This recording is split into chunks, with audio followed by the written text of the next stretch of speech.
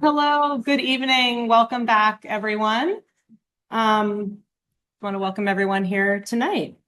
I'm going to jump right in. We would like to acknowledge the land on which the University at Buffalo operates, which is the territory of the Seneca Nation, a member of the Haudenosaunee Six Nations Confederacy.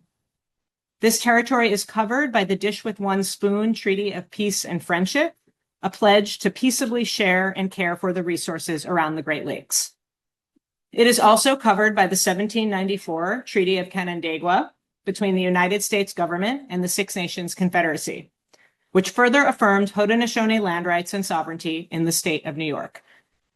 Today, this region is still the home to the Haudenosaunee people, and we are grateful for the opportunity to live, work, and share ideas in this territory.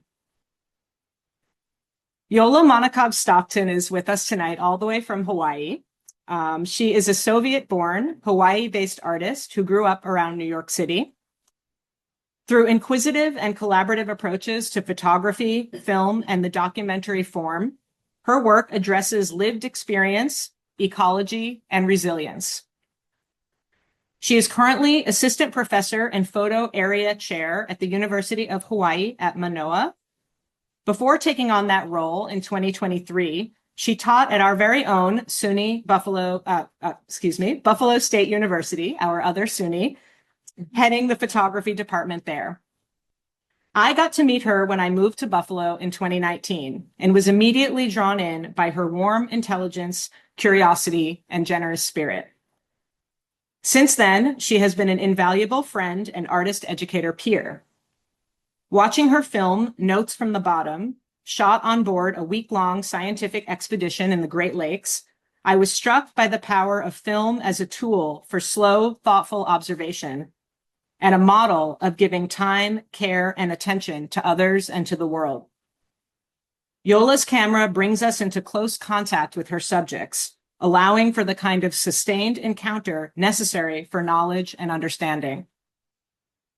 I was honored to participate in an exhibition Yola organized last year called Dear Being in Los Angeles, for which she wrote, "This show explores how new applications of abundance can help us chart alternative paths through the climate crisis and how modes of care for beings, form, and language allow for collective growth and rebirth. This kind of aspirational thinking feels increasingly important, and I am grateful to Yola for centering it." Yola's work is in the permanent collections of the George Eastman Museum, the Nelson-Atkins Museum of Art, Smith College of Art, the J.P. Morgan Chase and Fidelity Investments. She is author of The Nature of Imitation, a photographic monograph created with scientists who study bird behavior and migration. She has participated in numerous national and international exhibitions, including at the Alice Austen Museum, the East Hawaii Cultural Center, the Garden Gallery in LA, the George Eastman Museum, Last Projects, Light Field Festival, Rick Wester Fine Art, Sasha Wolf Gallery, Schilt Gallery, and Tianshui Photography Festival. She has also worked in photojournalism, covering Central Asia, the Middle East, and former Soviet Union, and New York City, with her work appearing in The New Yorker, The New York Times, The Guardian, Harper's, Marie Claire, Der Stern, Vostok, and other publications. I would like to mention that her work will include references to photographing war and violence. Please keep in mind our posted content advisories that are on Brightspace, on the syllabus, and on our public website. Step out if you need to, and reach out to me to discuss any concerns. Please join me in welcoming Yola.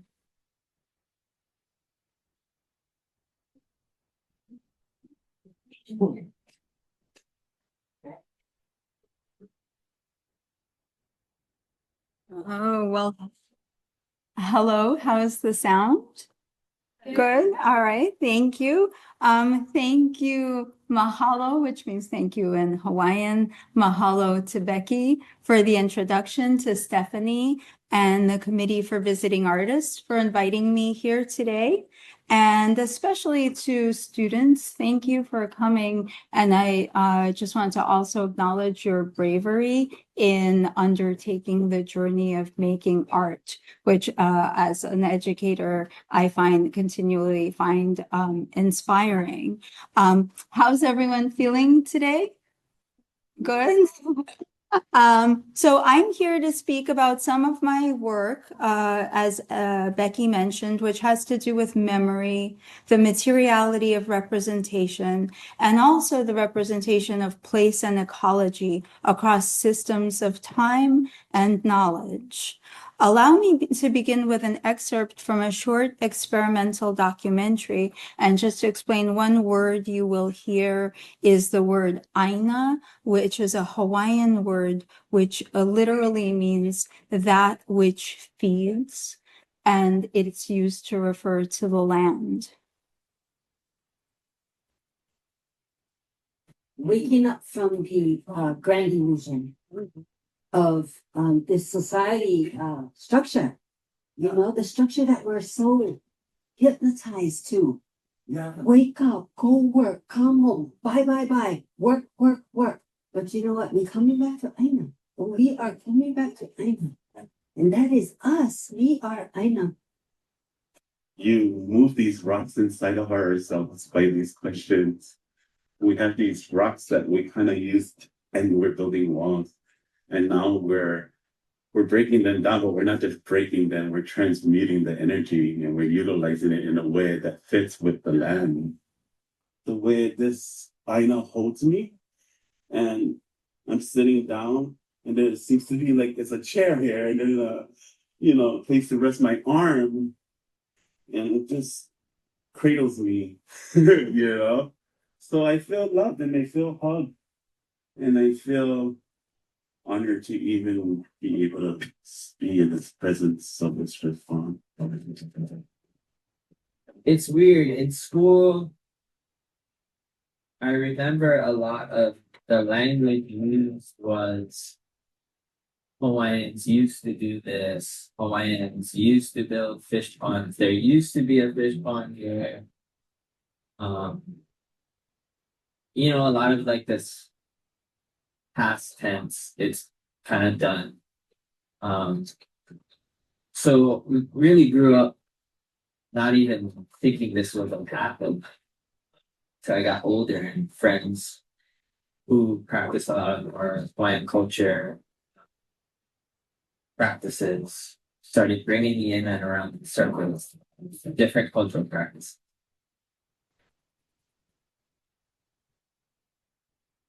So a little over 2 years ago, I moved to Hawaii, as Becky mentioned, for a position at the university there.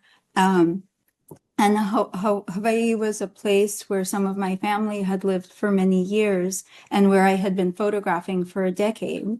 But as a place transformed by the forces of the plantation economy, military occupation, and mass tourism, Hawaii can be hard to see. And this past summer, I participated in an exhibition at the East Hawaii Cultural Center in Hilo, which is the little dot you see on the map there in the southeast corner of the Big Island, called Inside Incarcerated Voices of Hawaii and Beyond.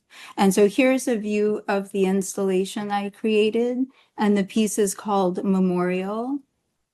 And I'll read to you from the curatorial statement by curator Kanani Daly, who organized it really as a kind of form of community engagement around for one term that came out of this that I learned was to refer to incarcerated people as people who are justice affected.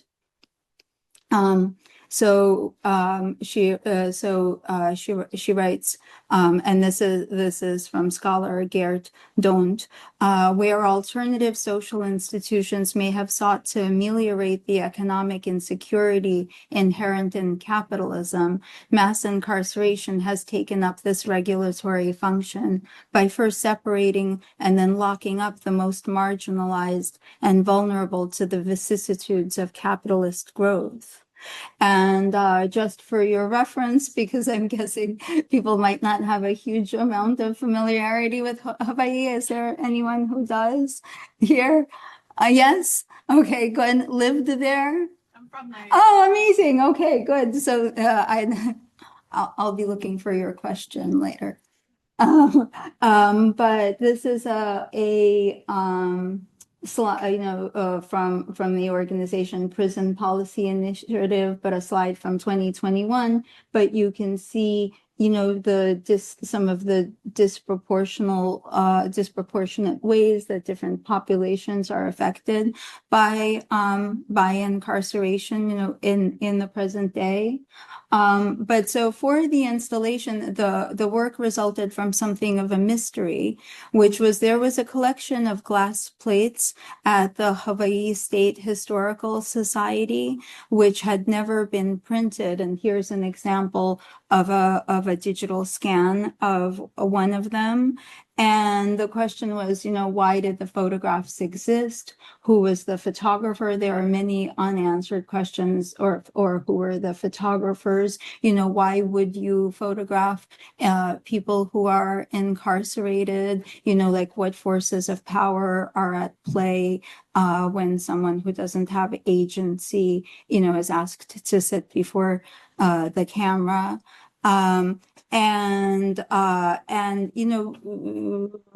Memory is particularly important in Hawaii, specifically because of how some of these structures, have covered up and transformed the place and the landscape.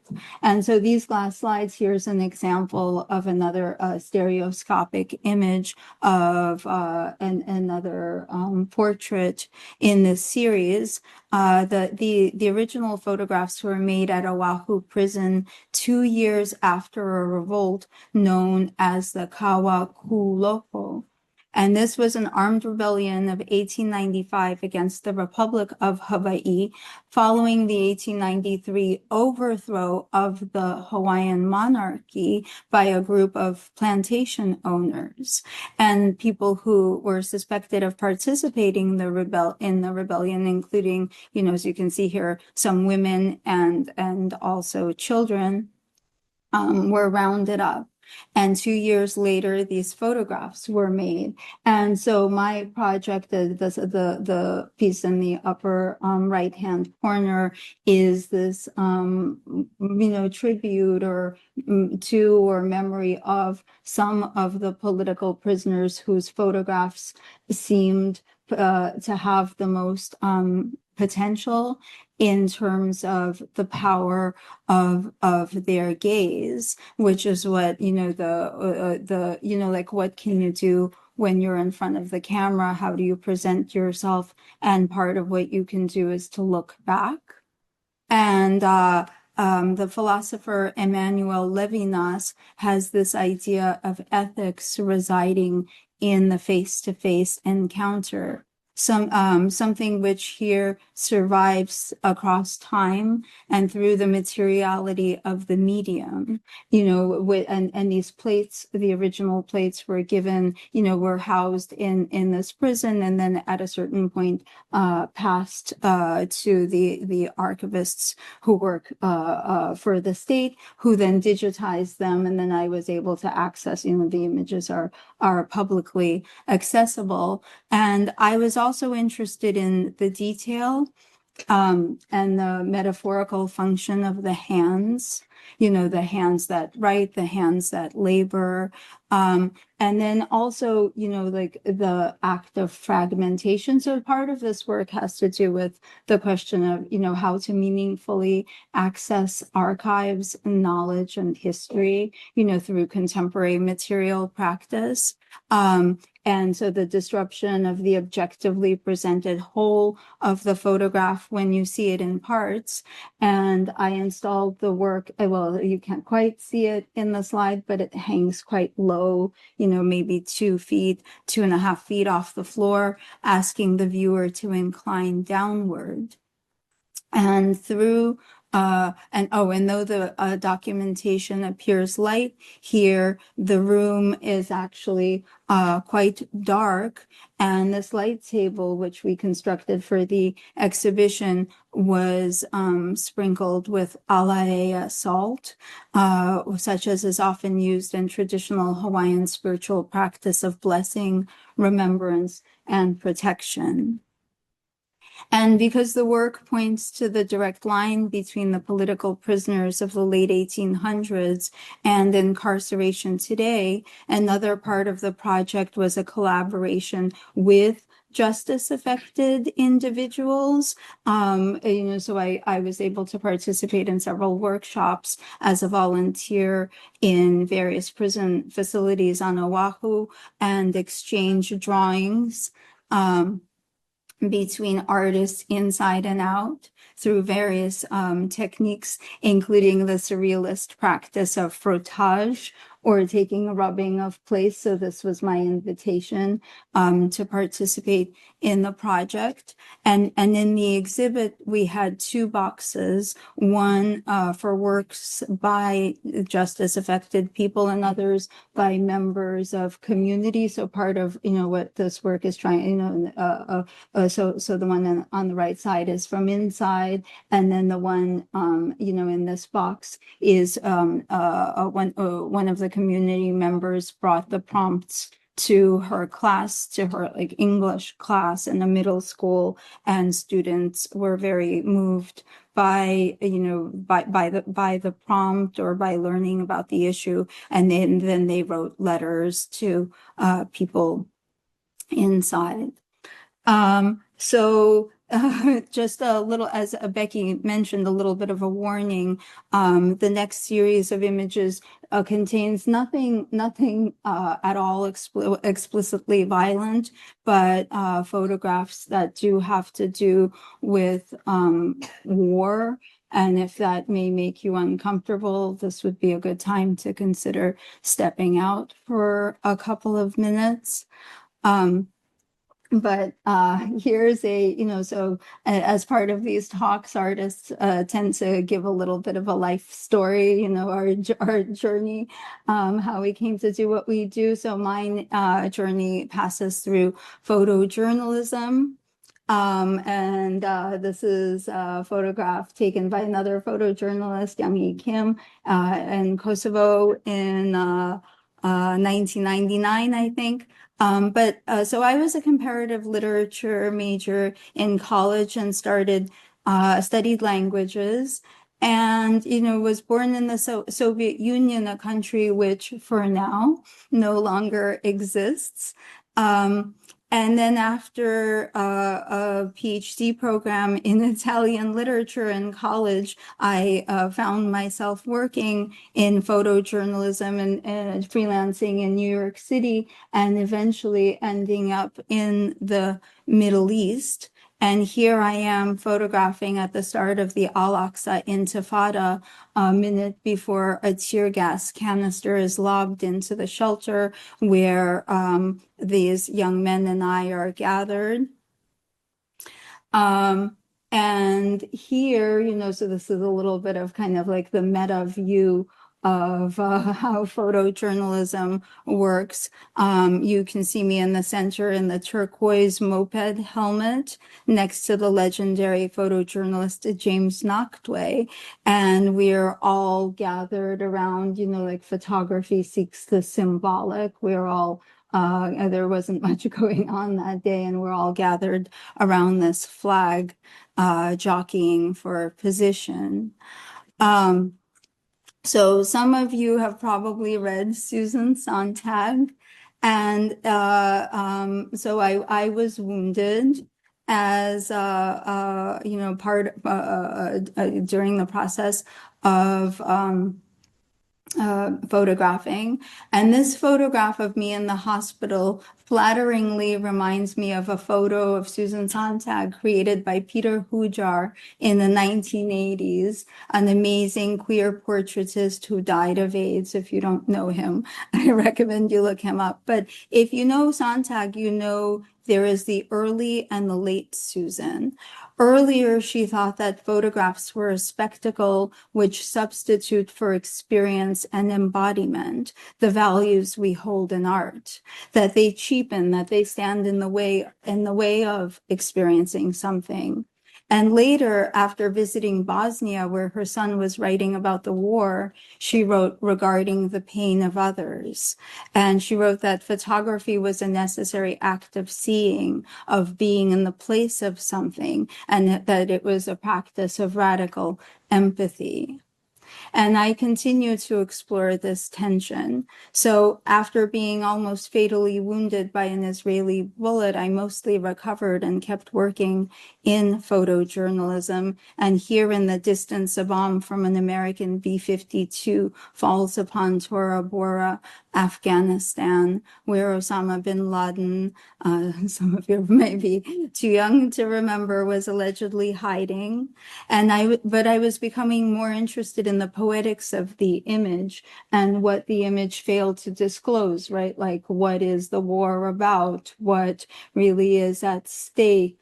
What is the policy? What are the human consequences? Like, what are the ecological consequences? There's so much that that remains hidden. And sometimes there was this terrible contrast between the beauty of a heartbreaking situation and the conditions which allow visuality and access. Ethical questions I now think about differently. So here the power was out at this maternity hospital in Kabul, Afghanistan, leaving a kind of northern Renaissance glow by window light. But the consequences of the lack of power aren't exactly visible. Women are waiting to give birth and, experiencing this extreme vulnerability. And there is always the referent, or to use the modernist term, the thing in itself. And this baby, if alive today, would be 24 years old, a life spent in war, which the photographer gets to leave. And so as I moved away from photojournalism, my work began to take a more expressive, independent vein, and some of my projects were more direct in a documentary style. And some were more abstract or became more abstract and process driven. And this was a show. The project is called the Nature of Imitation, which Becky mentioned in the project in the introduction, coincided with the publication of the book of these photographs, The Nature of Imitation.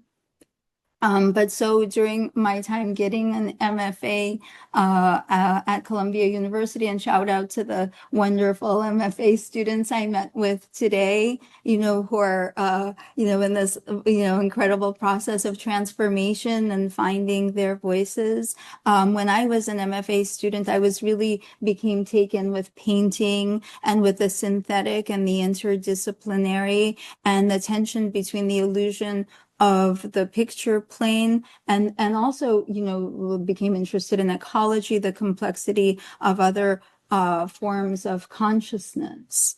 And sometimes photographers work subtractively, taking away what is outside the frame, to leave only the photograph. And part of my process involved collaborating with ecologists and psychologists who were studying birds under different conditions. And then they invited me to work with them and to have access. And then I was able to do the things that, scientists would never do, in terms of representational modes. But as artists, we can create worlds and spaces we can envision. And I felt the need to go back to the beginning and take apart the process. So I started with horticulture, like what happens when you subtract an image from, its environment, and then became interested in birds. And I was also looking at early 19th century representations of plants and birds. John James Audubon, for example, who killed the birds he depicted in his drawings and prints and pinned them to a grid. And I wondered how and if knowing can be reciprocal, generous, and not violent. And I had this idea thinking of James Murray and Harold Edgerton, two 19th century photographers, that I could freeze motion using a strobe. But then when I tried to photograph a bird, it was gone before I could take the picture. And eventually a technique emerged to cut a hole in the backgrounds, as you see here, to allow someone to hold the bird delicately in place. And by the way, another question you might ask is about ethical protocols, you know, in the process of this project. But the conditions set up by this project opened all manner of process and experimentation, fogging film with light filtered through masks, for example. And I created very elaborate studio spaces to allow us to see these environments in what I hoped would be a new way. And as always, the work sought to foreground a relation to place as subject and subject as place, and especially the subjectivity of the creatures I photographed, you know, this tension of like trying to know the thing, you know, the philosopher Kate Soper has this formulation that nature is the thing that is not you, the thing that is, you know, beyond the human. Even when we talk about like our human nature, you know, there's a kind of contradiction there. And I learned that some birds were arriving in coastal Massachusetts 1 week earlier in the spring and leaving 1 week later in the fall, you know, and I should look at the statistics now because this was some time ago, but, you know, as the climate changes and their migratory patterns change. And of course, my encounters with the natural world were situated in a space that was very much man-made.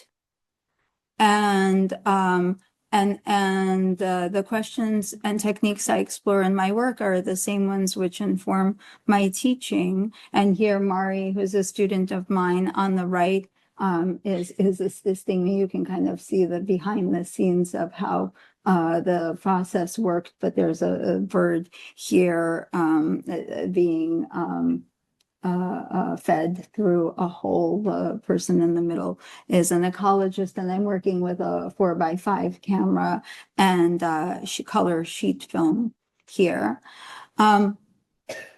Going to Buffalo now, where I lived and worked for 7 years. So I'm running through the park near my home in Buffalo, and I see a tree with this distinctive trails left by the emerald ash borer beetle. Are folks familiar with this? I see some nods. And I observe their visual similarity to sound, like the shape of waveforms. They remind me of noise, data scraping, the extractive qualities of AI, but also visuality, gestural drawing, movement, action. And you should know that the emerald ash borer is a highly destructive insect which arrived in the United States in 2002, perhaps in the wood of shipping crates from Russia. I'm from Russia, among other places, and is now in 36 US states. So here I'm going to play the sound.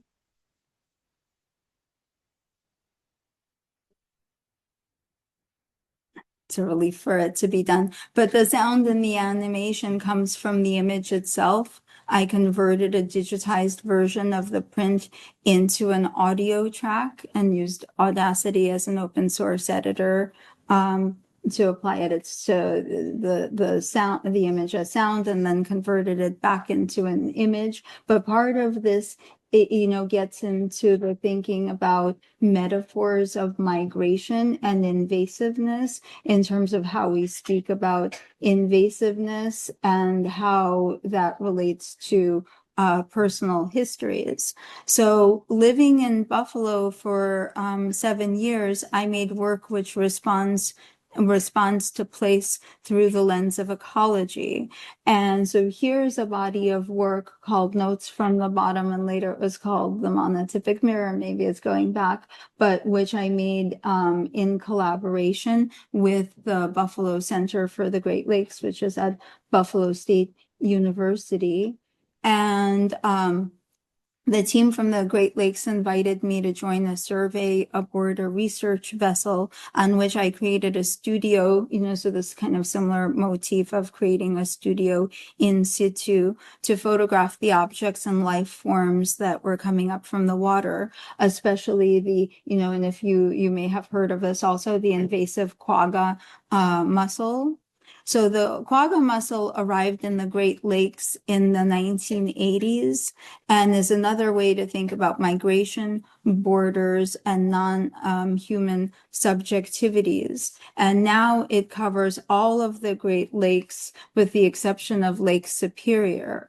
And it also came from Russia, from the Black Sea and Caspian Sea. Here in another photograph, it's hanging, I placed it inside my camera and the image is inverted by the lens. So it looks like it's hanging upside down. But so I'm going to play you a little bit of a video made with a drop down camera that was part of this project.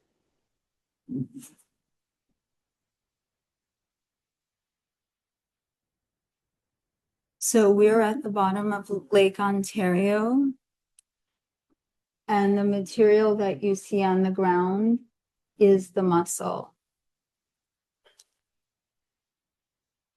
And I was, there's this concept of operational vision, seeing something so that you can do something. And here the scientists use the cameras in order to be able to track how many mussels there are, like what is their distribution, are they changing, with time. But I was interested in this kind of like accidental cinema of their work and the way that it creates this experience of, on one hand, going beyond, like we all live, folks here are living in the Great Lakes region, but this kind of a hidden underwater landscape, which is entirely covered by this species, which has pushed out all other species.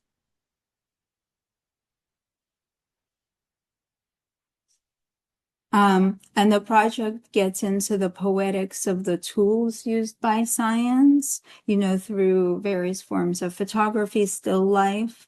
I'm interested in visuality here, other tools. This is like an imaging apparatus that cuts into the sediment, and how the environment represents itself. And the philosopher John Durham Peters has, he's also a media theorist, explores this idea of media as a form of being. And he writes, once communication is understood not only as sending a message, certainly an essential function, but also as providing conditions for existence, media cease to be only studios and stations, messages and channels, and become infrastructure and forms of life. So part of what I'm thinking of here is, these kinds of the apparatus of seeing, as a form of life, and then the form of life, as a form as a form of media. In this work, I'm quite influenced by Max Liboron and their project CLEAR, a feminist anti-colonial laboratory rooted in Indigenous studies, which tries to envision an ethical approach to data gathering and interpretation. And her part of their protocol is to stop and take stock and acknowledge the things in and of themselves and the relations among them, which exclude human beings. here's an installation shot of this exhibition in relation to the group show. Becky mentioned I curated Dear Being. And another, this is that last project in Los Angeles. And so switching gears for a moment, so this is another a project that also called post photography that also looks at the machines as a form of consciousness. And so this print was mailed. So this is a representation of a black and white unique print on photographic fiber paper, and it was made by mailing a pinhole camera to my brother's house.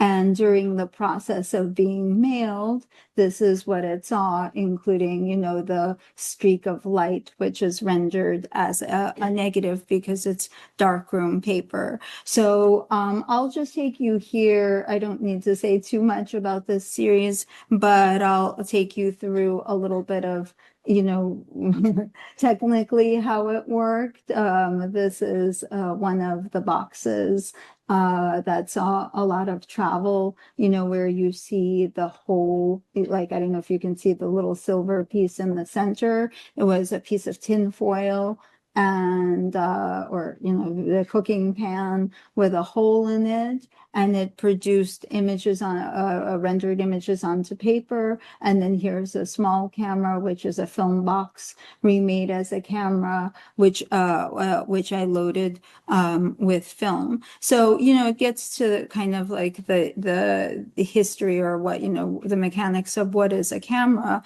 A camera is a dark room with a door and a shutter or aperture, you know, some kind of opening.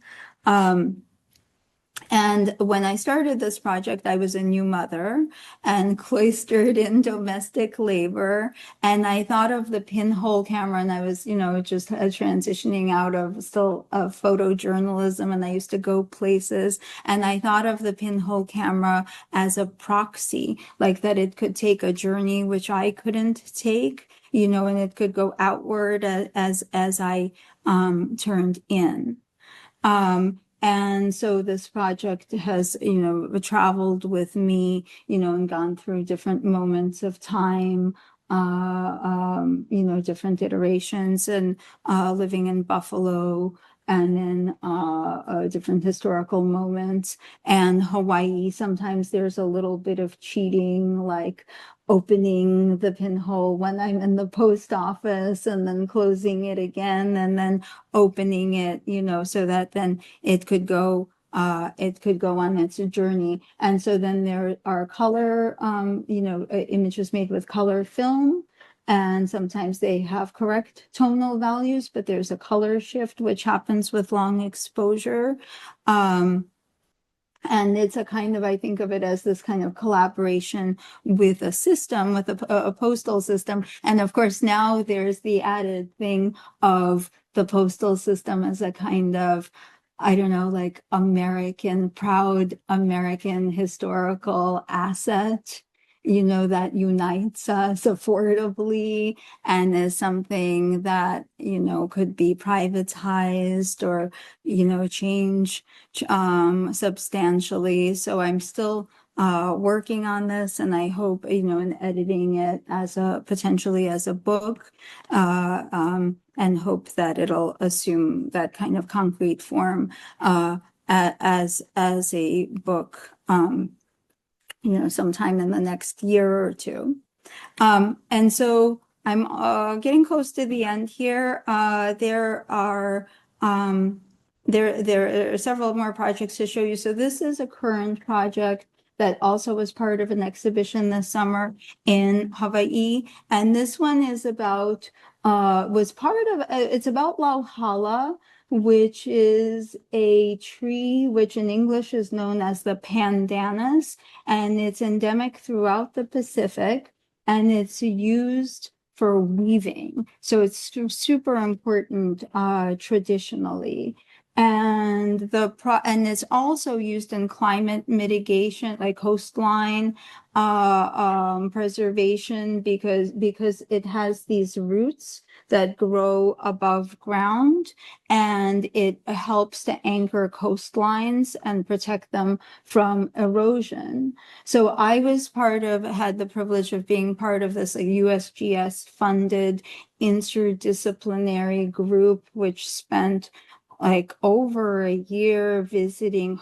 So in the beginning, I showed you a graphic of the Big Island, which in Hawaii they say the Big Island has a name, and it is Hawaii Island.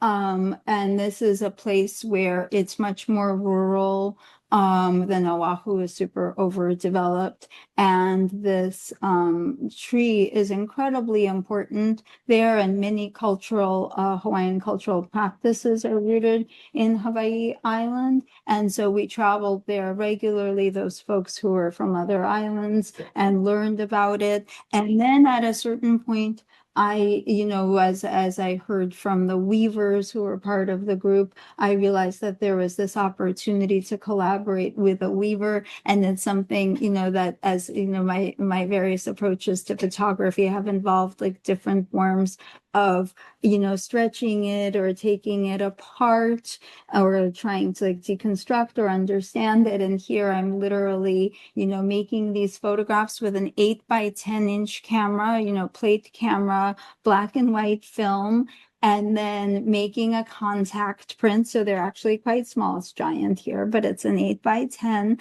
and then cutting it apart, but together on one end like a comb, and then delivering it to the weaver, and then whose name is Maylin Wangari. Here's a photo of her. And by the way, we had to delicately deal with how to, how much were we going to let her body become distorted through the weaving process, which is part of what's satisfying about it, how it causes misregistration. But then, she would weave it and respond to the photograph, and we would discuss it.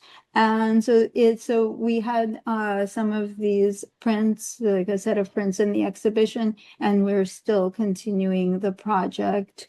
And I'm also photographing other weavers, and it becomes this other kind of representation of place through the lens of this indigenous practice and cultural preservation. And then there are kind of interesting things too, like for instance, like many libraries. This is the library in Hilo. Interesting to me, at least, like libraries have this hala tree outside, and there's something about like, whoever built these libraries like understood the tree's importance as a cultural symbol.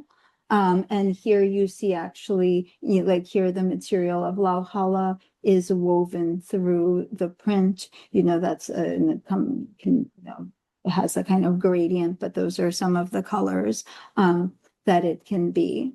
And then, so just to sort of connect this a little bit to thinking about like cultural spaces, and having lived in Buffalo for 7 years, some of the things that I worked on had to do with how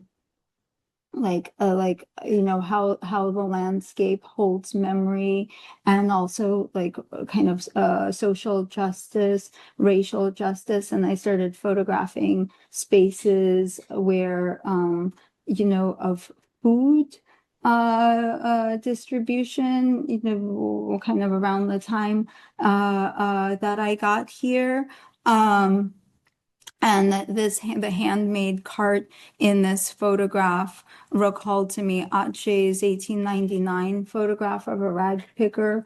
I don't know if anybody knows it, but this is kind of, maybe an unfinished body of work that I'm still figuring out what to do with. Here, there is again another example of the landscape being inside the camera, photographing a community garden. But the project, in 2020, morphed into this collaboration with an artist and friend of mine named Jared Thorne.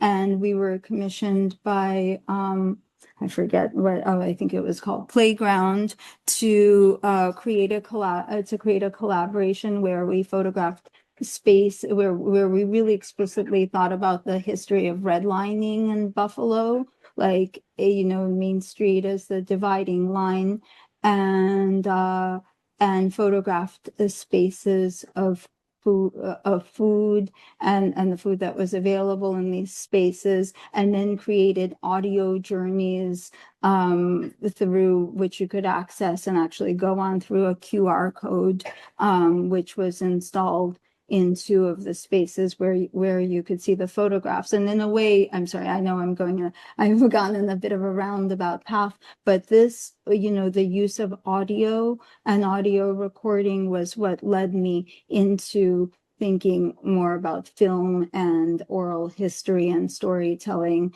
as you see in some of the film projects. So this is where the last thing that I'll show you, it's just a short excerpt, maybe 2 minutes, but from a film project that I started 2 years ago, but it's still in process, called Wish You Were Here, which is about ecological memory and what is hidden, like what remains hidden and what remains seen in the relationship between Niagara Falls and Love Canal, and the history of ecological, disaster in this area. Now, these are all chemicals underground. So everybody's got gardens, or you grow lettuce, tomatoes, cucumber, whatever. You're eating the poison. His wife had like 2 or 3 miscarriages. And every day you see all these, see the yellow pipes there? See back there those brown things that are above ground? Just behind the yellow thumbs, and they're in here every day. It's the state, I guess, or whatever, being funded every day. And they're going down in there, still pumping all the stuff out. And it's still sucking out the chemicals. They've been doing it for 50 years. When it stops, I don't know. I don't know this stuff. You can go down Buffalo Avenue and see all the factories that are DuPont left after they left 2 years ago, after 100 years. And they're all along. You ever notice chemical factories are along the water? That's so they can dump it in the water. But DuPont left after 100 years, just walked out. And they dumped a lot of stuff there. Hookers dumped a lot of stuff there. You see how nice they cut the grass? They keep that up real nice right here. You can see the brown. They didn't cut that yet. The brown, the green is coming in today or tomorrow. The guy cut, and then he'll cut the rest of it, But they keep it up nice, Kind of a joke, That's funny. We got the falls, the wonder of the fall. We got the wonder of the still, They just dump the chemicals and everything and then just walk away. Thank you.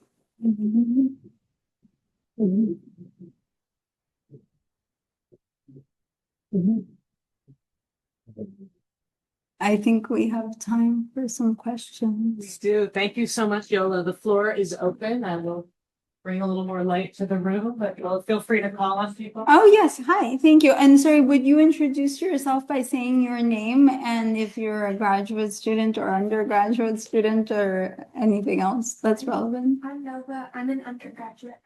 I love the way you captured the memories is in your projects and stuff, but which one was your favorite to capture? Oh, thank you. Sorry, just to, I'll repeat the question. You love the way I captured what? The memories. Oh, memory. Capture. In terms of process or the results? Either or one. Oh, thank you. Yeah. Oh, gosh.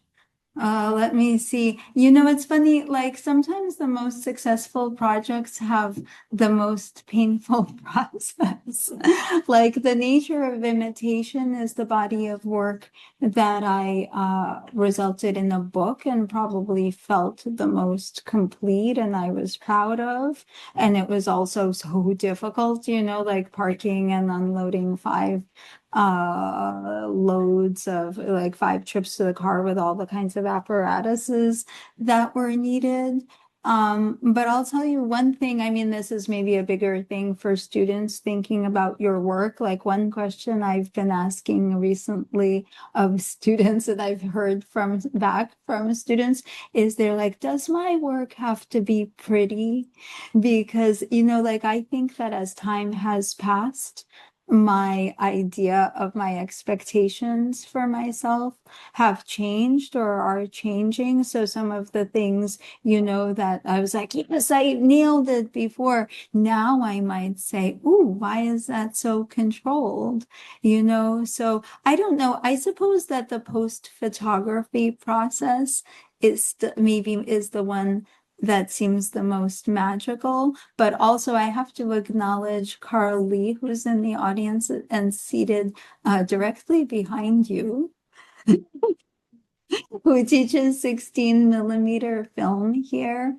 And it was such an incredible pleasure to gain access to. I didn't talk about like the medium of film probably enough, but to gain access to a camera and to be able to learn from Carl, like how to actually work with it. And that's something that I probably still feel like a novice at, you know, and it's so time consuming and can be costly. But like, you know, so I would say that's maybe one of the directions where I'm going that I'm most excited about.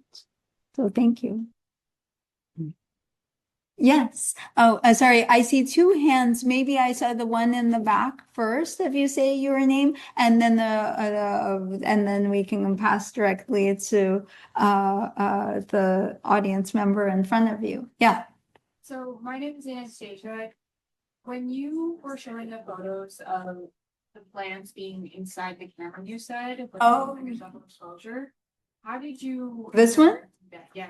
Oh, yeah. Okay. So it's not a double exposure. Thank you. I love technical questions are the easiest. Okay, it's not a double exposure. So I am using here a 4-inch by 5-inch camera, and I hope I made clear, and I guess I didn't sufficiently convey this, but just so you really can be clear. Oh, sorry, a wrong way. Let me just go back for a sec. Okay, so these photographs are made with a camera that is 8 inches by 10 inches. So a very big camera with bellows. And you can take the back off and you can shove whatever stuff inside you want. And it'll render upside down and it'll be out of focus because it's not focused on the focal plane, which is the film.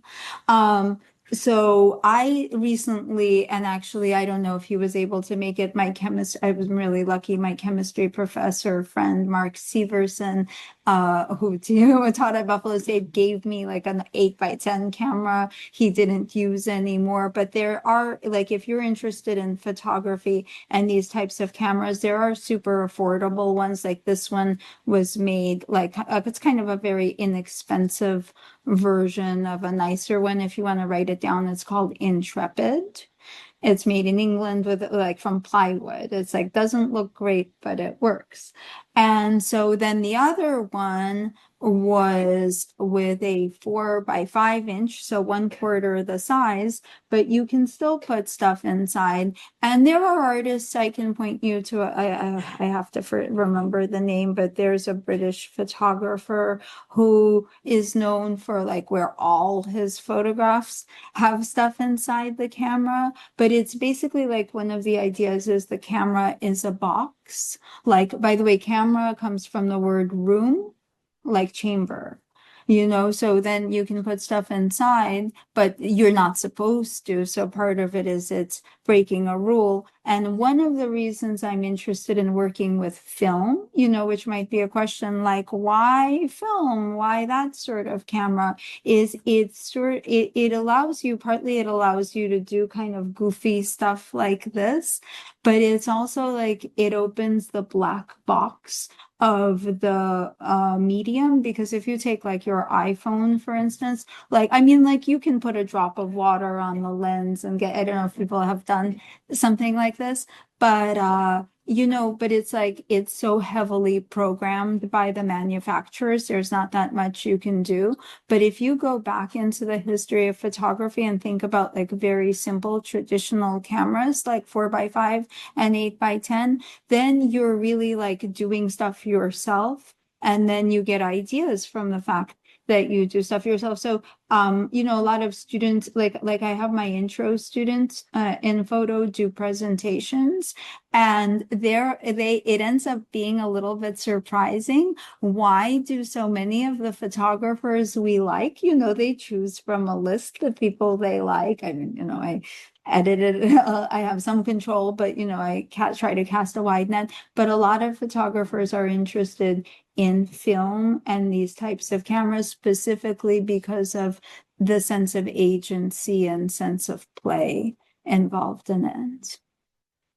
Those, yeah, thank you. And then your question? Yeah, my name is Milo. I'm an undergraduate. I was just wondering for your bird portraits. Mhm. I saw like with the behind the scenes one, there was like that accordion style, like Yes.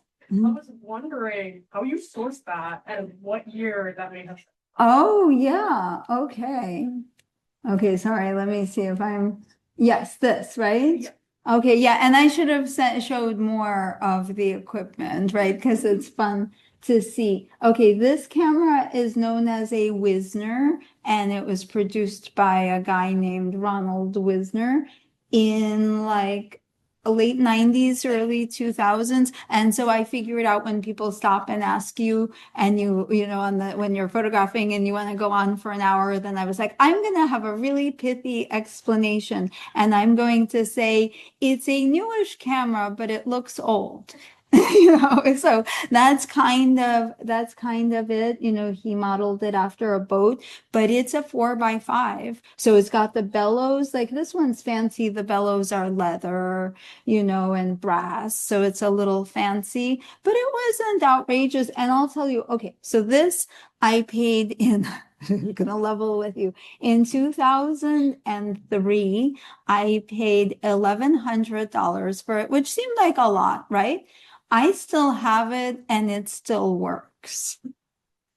You know, think about some of your phones. You know, and of course there are more affordable versions. This was just like a little fancy. But yeah, I really encourage people who, you know, like I bought a book called Using the View Camera. Like a lot of the stuff is much more accessible if people are interested. I mean, you have to be interested in photography, but if you are, you know, then it's, yeah, and I'm happy to talk to you about it more. Great, thank you. My pleasure. Oh, yes. Hi. My name's Lilinoy. I'm an undergrad. One of your first projects that you showed about the Hawaiian revolutionaries. I Yes. was wondering if you could talk more about like the process you went through, like getting those names and those pictures. Oh, yeah. Here, let me just go back to it. Are you interested in kind of like how I was able to get the information? Is that it? And maybe I'll go back to this slide where you have the names. So, so the curator, Kanani Daly, knew of the existence of this archive. So I really have to say, like, wow, that was a gift that she told me. There's this amazing archive, and no one has really worked with it. And I actually like wrote an article that was part of this exhibition, and I'd be happy to share it with you. And I'm expanding it because it's sort of interesting, like what questions are answered and what questions are not yet answered. but it was then, so because of, and this is something maybe for everyone to think about public archives as really like a cultural treasure, like, so in Hawaii, there's a state archive, which is on the grounds of the Capitol building. Like you can visit it. It's open to the public like a library. Also, libraries have archives like university libraries. I did some work at like the Mānoa library. They have photographic collections because people donate stuff. Like, let's say, a family buys a house, they go to the attic and they're like, oh, there are some boxes of photos. I don't know what to do with it. They take it to an archive. And then the archivists have to decide, is it worth keeping? So there is a filtering function, but in this case, they received this collection of photographs, and I'm not sure what the total number, because there were 406 prisoners, but there are fewer, like 100 something photographs, and some were really unusable, like overexposed, so there's that kind of like accident of photography. Did it work or didn't it?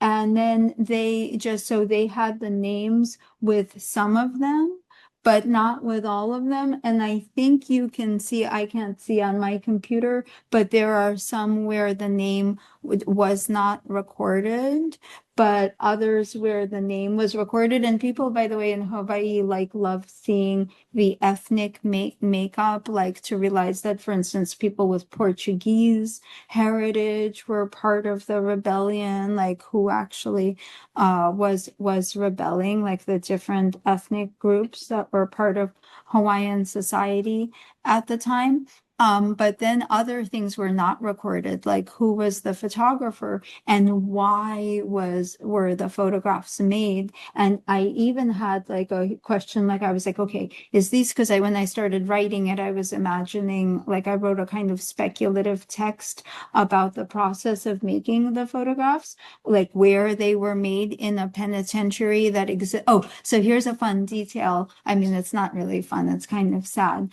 but the penitentiary where they were made existed it's in a place called Iwilei, which is the site of the most populous Costco. The busiest Costco in the world is where the most traffic, where you guys know Costco, you get this much toilet paper. But it was then on salt flats, like this kind of marshland, and then the state built a penitentiary. The year of the revolution, and then it was completed 2 years later, and they hired the photographer. And I was thinking, was this a wet plate negative? I mean, this is like specific to photo history. And then I worked with my chemistry professor friend to realize, like, no, with available light, there wouldn't have been enough light, there would have been motion blur. And then we figured out, no, it has to be a dry plate. And then I found, there was a photography supplier in Chinatown, like in that time. So it was like fun to see where that photography supplier was, and then to figure out how much it would have cost at the time. So it's a little bit of kind of unraveling the mystery, but not everything is going to be revealed.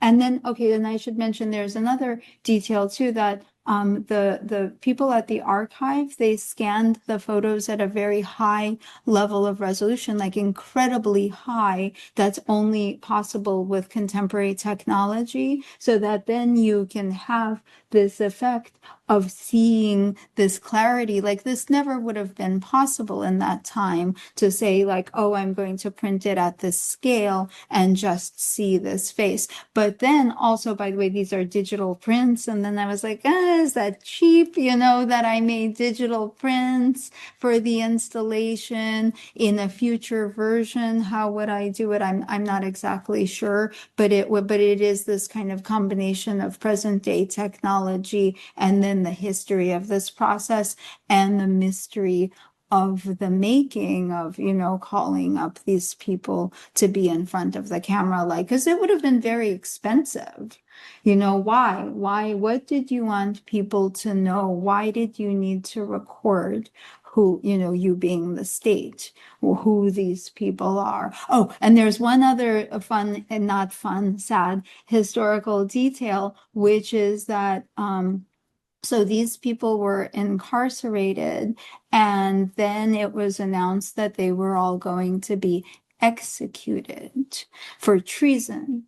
And the queen, who, so Hawaiian people usually know the story that the last queen of Hawaii, Queen Liliuokalani, was imprisoned separately in her palace. And she wrote very powerfully about what was going on. And when she found out that the people who had revolted, against her overthrow were going to be executed, she at that point agreed to abdicate power to prevent bloodshed. And that was the end of the Hawaiian kingdom, and it eventually led to annexation and to Hawaiian statehood, so that today we know Hawaii as a state. And sometimes when you go to things that are heavily based in indigenous language, they call it a fake state. So thank you. Yes. My name is Christian. I have 1.5 questions. Oh, yeah. It's slightly personal. Sure. So seeing some of your work, it seems like you were documenting a lot of reality that people don't necessarily grapple with in their day-to-day. And after that, really exploring how to illustrate the abstract, and then almost returning to documenting things that may even be further removed, things that people should know. I wanted to know if you felt like, out of your personal work, which you feel is most important or your favorite, and also the personal aspect to it. I did want to know if having recovered from a grave injury had anything to do with your perspectives as you live the rest of your life. That's such a good question, but a difficult one. No, thank you. That's really good. I had studio visits with graduate students today. And, and one of my things was like, well, what's really important to you? Like, because of that thing about like, oh, how do we understand what drives us? And sometimes it's easier to see kind of from the outside than from the inside, because I subscribe also to the idea, so my apologies to the graduate students, if I made it seem like it was going to be too clear, is, sometimes like we're strangers to ourselves, we're unknowable to ourselves, and if you look at your work now, can you guess what it'll be like in 20 years? No. And that's like amazing. That's such a gift that what are all the latent potential in you has yet to be revealed, so like right now, I mean, I loved working on this, and there is something like really gratifying about the fact that it's a history of a place and a people and this, political, cultural moment. And it doesn't necessarily have to do with abstraction in the same way, but like, do I know, what role my personal artistic journey will take? I don't often know, but I guess maybe one of the things I think about is triangulation, like doing a project that's very much like this and doing a project that's very much like that, and somehow they'll intersect and find you, because, of course, you want to feel invested. You want to feel that your work is true, but you don't always know directly or even after the fact. But as far as the thing about the recovering from the injury, I think that's a little bit, it's funny. I mention it now in artist talks. I'm like, oh, the injury. And I have it as part of this thing, this almost like you could call it a theater. Like here, I'm like saying some stuff. And by the way, there's that. What meaning does it really have? I don't really know, because for a long time I didn't talk about it because I still like as an educator, I'm very careful with students when I'm like, you go girl, you photograph whatever you want. Then I'm like, no, don't listen to me. I went for it and I might not give good advice, and what's right. But I do find like the kind of radical vulnerability of putting your body in a situation that you find important and meaningful to be like wonderful, but that could mean how you relate to a canvas. Like it doesn't mean like, oh, I have to put myself in harm's way. And maybe the last thing I'll say about this, the psychology piece of it is I didn't really talk about like personal history, but like I am from the Soviet Union. There is a historical trauma that some Soviet people have experienced, including members of my family. And I think that did affect my decision to do that kind of work. And, so that's something I'm kind of working through because I'm a mother of 2 boys and I do not want them doing that kind of work. Thank you so Yeah, much. my pleasure.